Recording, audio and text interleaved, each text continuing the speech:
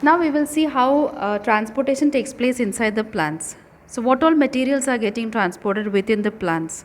In plants, food will be transported, water as well as minerals will be transported. Mainly these three things are transported. See, water as well as minerals are transported through xylem tissues. The two xylem tissues are, one is xylem vessels as well as xylem tracheids. So here the first figure you can see xylem vessels. Second one you can see a triangular tapered cell called tracheids. Now the food is transported through phloem vessel. Phloem tissue which helps in transporting the food is called sieve tube. Sieve tube, the second picture over here you can see the sieve tube. The sieve tube is operational with the help of companion cell because companion cell has got nucleus. So xylem helps in transport of water and minerals and phloem helps in transport of food. And you can see the direction also. Xylem transports water and minerals only in one direction, that is from down to up. Whereas in case of phloem, food can be transported in both the directions, from leaf to upward direction, again leaf to downward direction. So the transport in phloem is bidirectional, whereas the transport in xylem is unidirectional.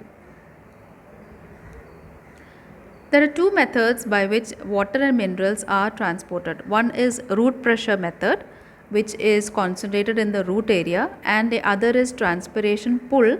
It requires leaf as well as the sunlight. So we will look into both these methods. Okay, this is what we learned in the class today. Those who missed the class, see the transportation in plants, water, food and minerals are transported. In the leaf, especially the vein area, you can feel the impression, that is the veins are actually made of xylem and phloem lying side to side. Okay, so xylem is made up of vessels and tracheids, and phloem is made of sieve tubes which works along with the companion cell. Now we'll take a look at how the water and minerals are transported. What is root pressure technique? In root pressure, the roots will absorb the minerals from the soil and then water will flow into it directly by the method of osmosis. So the minerals as well as water will form a solution in the root. This creates a root pressure.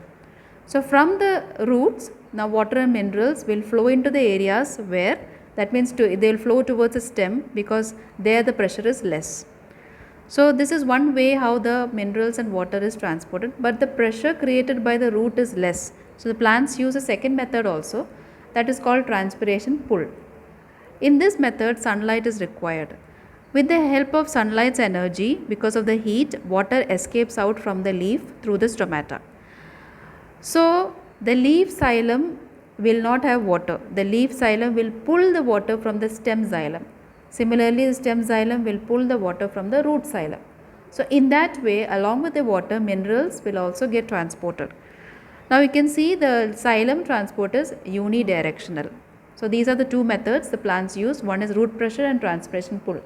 Now root pressure can be operational during night time also, whereas transpiration pull operates only during the daytime when sunlight is present. The next is transport of food. Food is transported in phloem, but when you draw in the leaf, you have to draw both the things side by side, xylem as well as phloem. The first step is food is synthesized in the form of sucrose. It's a type of sugar. Sucrose will be present in the green parts of the leaf. See, mesophyll cells, the green part of the leaf, this is where the food is prepared. From this, the food will be absorbed by the phloem. Here I have represented in the orange form, the orange color, that is phloem sieve tubes. Okay, so the phloem will absorb the sucrose into phloem, and then after that what happens is, from the xylem, leaf xylem, water will pour into the phloem. This creates sucrose solution and there will be a pressure created in the leaf phloem. So from the leaf phloem, food will flow into the other parts of the plant where the sucrose is not present. So from the leaf phloem, sucrose solution will flow towards the upper parts of the plant as well as the down below parts of the plant, towards the roots, towards stem, flowers, buds and all. Immediately when the food has been synthesized, it is not been utilized. They have been stored inside some of the storage organs like stem, root, flower, leaf. and fruits, see, like this. So later, during the growing season of the plant can utilize them. Like during the spring season, the new leaves are produced, then immediately the plants will use the sucrose for their energy needs from the stored parts. So this is how transport of food as well as water and minerals takes place inside the plant. The conducting tubes are phloem as well as xylem. Xylem tissues which transports water and minerals are vessels and tracheids. Phloem tissues that helps in transport of uh, food is sieve tube as well as companion cells.